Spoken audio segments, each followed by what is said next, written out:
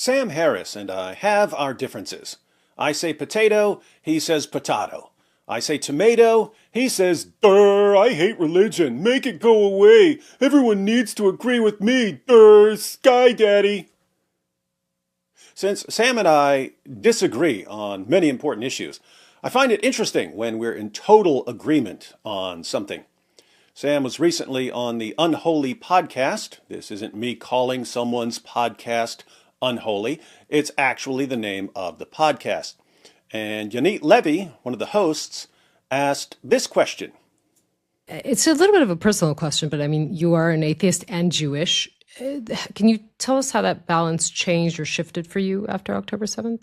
In case you didn't know that Sam is Jewish, I just looked it up for you. His mother is Jewish, but not religious, and it wasn't very relevant when he was growing up. But how did his perspective change after the attack in 2023? Well, I think it would have been true to say before October 7th that I'm still an atheist. I'm still a secularist. I still think that we're paying an intolerable price for the religious balkanization of our world. So I'm not a fan of sectarianism in any form. Not a fan of sectarianism in any form? Have you met these new atheists, Sam? Our group smart, everyone else dumb. Our group rational, everyone else crazy. Our group loves science, everyone else just loves faith.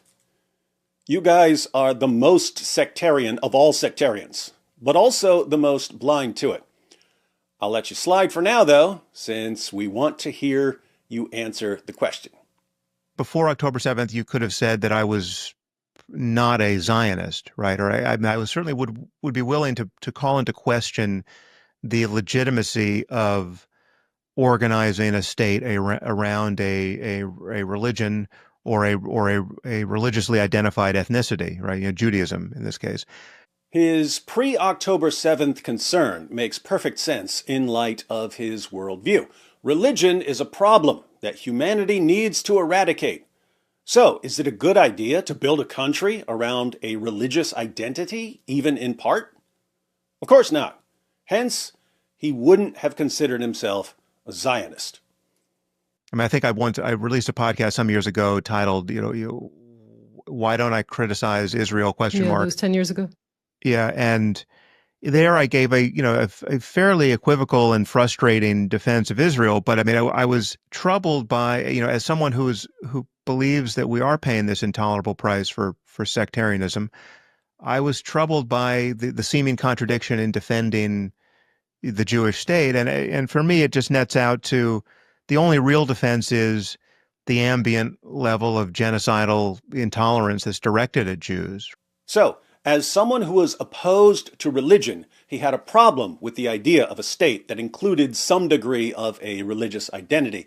And yet, because he was aware of the history of anti-Semitism, he wasn't strongly opposed to the idea of Israel being an exception. But there was a problem for this reluctant rationalization. Hadn't most of the world moved past the age of anti-Semitism? Was it really such a huge problem like it was in the first half of the 20th century?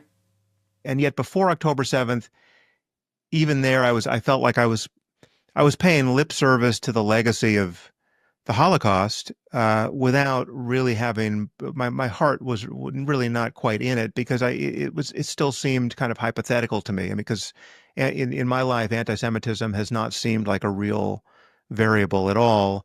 And apart from the Islamist version of it, it seemed to have been, more or less fully defanged, the world over.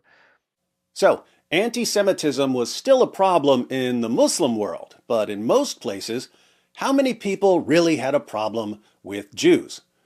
Was there still so much anti-Semitism going around that even atheists needed to defend the idea of a Jewish state? That was his thinking before October 7th, 2023. What's his position now? But given October 7th and given the response to it in the West, both on the left and on the right politically, yeah, I'm really, just kind of an unapologetic Zionist at this point. I just say, like, who can be counted upon to defend the Jews but the Jews? I think that's a question that for which you have to err on the side of the most cynical and depressing answer, which is, only the Jews can at the end of the day be counted upon to defend themselves. Post October 7th, Sam considers himself an unapologetic Zionist. He's realized that hating Jews isn't just a problem in the Muslim world, it's a problem in lots of places. And if people on both the left and the right can almost instantly start blaming Jews for everything that goes wrong, if students at Ivy League universities can be programmed to support terrorist groups that vow to annihilate Jews, who can be trusted long-term to defend Jews? Jews, that's who. The only people who can really be counted on to continue defending Jews are Jews. What conclusion did Sam draw from this? And I think they should have the right to do that. And having a Jewish state seems like certainly at the moment the only rational backstop to that project. Sam says Jews need a state where they can defend themselves. And that makes Sam Harris a Zionist. And on this issue, Sam and I are in total agreement. There are different kinds of Zionism. There are religious versions, Jewish Zionism and Christian Zionism, and there are secular versions. When I talk about Israel's right to continue existing and to defend itself, I'm usually thinking exactly what Sam just said. And I would probably think the same thing if other groups were in the same position. If you asked me right now, do Eskimos need their own state? I would say no, they're fine in Alaska and Canada and Russia and Greenland. Why would they need a state? But suppose things change. Suppose all of a sudden that one of the world's largest religions decides Eskimos should be annihilated, and that people start blaming Eskimos for everything that sucks about their lives, and that college students start praising any group that vows to exterminate Eskimos. Suppose further that some random empire goes to war against various nations and loses, like the Ottoman Empire did, and these other nations decide to give the Eskimos a tiny piece of land from that defeated empire. And the Eskimos take that tiny piece of land and turn it into a powerful, icy metropolis. Would I support the right of these Eskimos to exist and to defend themselves in their little Eskimo state? Yes, I would. Fortunately, Eskimos aren't in that situation. But Jews are. So I support their right to live in a state where they can defend themselves. And that makes me a Zionist, just like Sam Harris. Now, Sam and I and many others agree that we should support Israel's right to exist. But there are other ways we can support people in Israel, especially when there are politicians and journalists and educators and entertainers who are waging an economic war against Israel. Tens of thousands of small businesses have closed in Israel since the October 7th attack. But we can all chip in to help.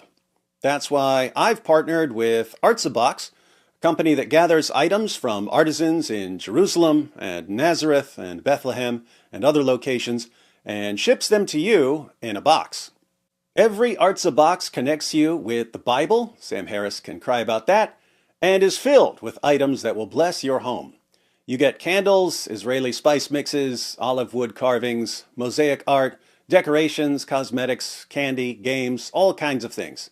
And by signing up, you'll be supporting the local Christian and Jewish families and businesses and charities that create them. Artsaboxes are fun to open with your family, and they make great gifts. So sign up to get your first Artsabox. The link is in the description. Use the promo code DIZZLE to get a discount and to let them know who sent you.